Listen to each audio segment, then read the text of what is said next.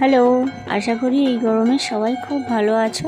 আজকে তোমাদেরকে নিয়ে চলে এসেছি আমাদের এখানে বৈশাখ মাসের শেষ দিনে যে ধর্ম চড়ক হয় সেখানে।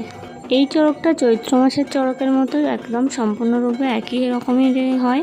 এবছরের চৈত্র মাসের চড়কের ভিডিও তোমাদের সাথে শেয়ার করতে পারিনি, তো ভাবলাম এই চড়কের ভিডিওটা তোমাদের সাথে শেয়ার করা যাক। তো এখানে তোমরা দেখতে পাচ্ছ ডাবের উপরে ফুল চড়ানো হয়ে গেছে, কিন্তু ফুলটা অনেকক্ষণ পরেও পড়ছে না, সেই জন্য বাবা মহাদেবের নাম নিয়ে সন্ন্যাসীরা মন্দির প্রদক্ষিণ করছে। তো অনেক সাধ্য সাধনার পরে ফুল অবশেষে পড়েছিল। আর এদিকে দেখো সন্ধ্যা সন্ধ্যা হয়ে এসেছে, আর এই যে দেখছো তারা, একে এখন পুজো করা হবে। এখান থেকেই সন্ন্যাসীরা ঝাঁপ দেবে। আর এই দেখো চারপাশটা আমি দেখিয়ে দিচ্ছি, কত লোকজন এসেছে এখানে।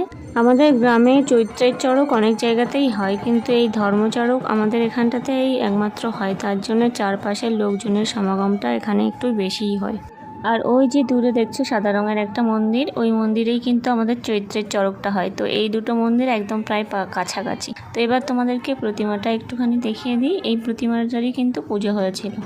তো এবার তোমাদেরকে নিয়ে চলে এসেছি সেই সময়, যে সময়ের জন্য সবাই অপেক্ষা করেছিল।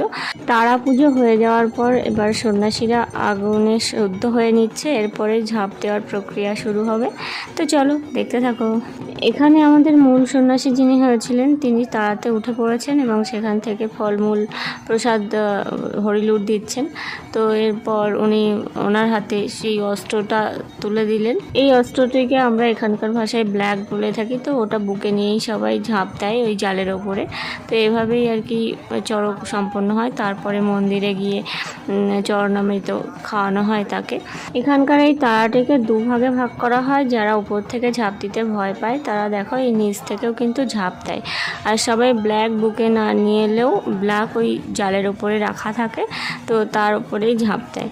তো এভাবেই চলতে থাকে আর আমরা এই দৃশ্য উপভোগ করি ভগবানের নাম নিয়ে। এখানে কিন্তু সন্ন্যাসীদের দলের সন্ন্যাসীরা ছাড়াও এমনি যারা উত্তরীয় ধারণ করে যে সমস্ত গ্রামবাসীরা, তারা সবাই কিন্তু ঝাঁপ দেয়। এখানে দেখতেই পাচ্ছ সবার বেশভূষা কিন্তু একরকমের নয়। যারা সাধারণ গ্রামবাসী তারা তাদের নিজেদের পোশাক পরেই এখানে ঝাঁপ দেয়। আর এই তারা থেকে শুধু মেয়েরা বাদে বাচ্চা ছেলে থেকে বয়স্ক মানুষেরা সবাই কিন্তু ঝাঁপ দিতে পারে। তো এবার দেখো শেষ পাঠ পড়ছে, আর এরপর মাধ্যমেই শেষ হলো আমাদের আজকের চড়ক। আর এখানে কিন্তু আমাদের হরিলুটেরও ধুম পড়ে গেছিলো। আমরা সবাই মিলে অনেক বাতাসাই কুড়িয়েছি, ভীষণ আনন্দ হয়েছে। তো এবছরের মতো চড়ক শেষ হলো, আর আরও একটা বছরের অপেক্ষা করতে হবে এই দিনের জন্য। তো আজকের ভিডিওটা এই পর্যন্তই থাকছে। আশা করি তোমাদের খুব ভালো লাগবে। দেখা হচ্ছে নতুন কোনো ভিডিওতে, ততদিন খুব ভালো থেকো। টাটা।